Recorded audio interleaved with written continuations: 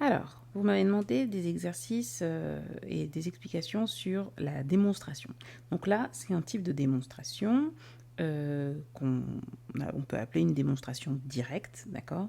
Donc là, c'est le 71 page 43 dans votre manuel. Donc vous avez deux nombres impairs et le but, c'est de montrer que la somme de deux nombres impairs est toujours paire, d'accord. Donc là, ce qu'on fait, c'est qu'on commence par poser deux nombres impairs A et B. Un nombre impair, c'est quoi? C'est un nombre qui s'écrit de la forme 2k plus 1. Donc d'abord, il faut dire, alors, si on doit parler de 2k plus 1, donc d'un k, on invente une nouvelle lettre, donc ça veut dire qu'il faut l'introduire.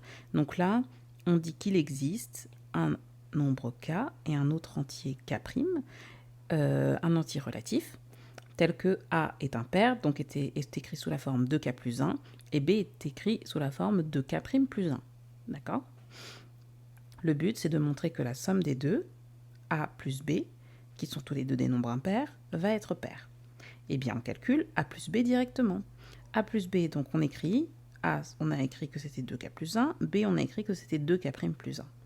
Du coup, on se retrouve avec 2k plus 2k' plus 2. D'accord? On peut donc factoriser. On factorise par 2, on se retrouve avec 2 en facteur de k plus k' plus 1. Et tout ça, on peut dire que ça s'appelle grand K, un nombre, quoi. Vous pourriez l'appeler comme vous voulez.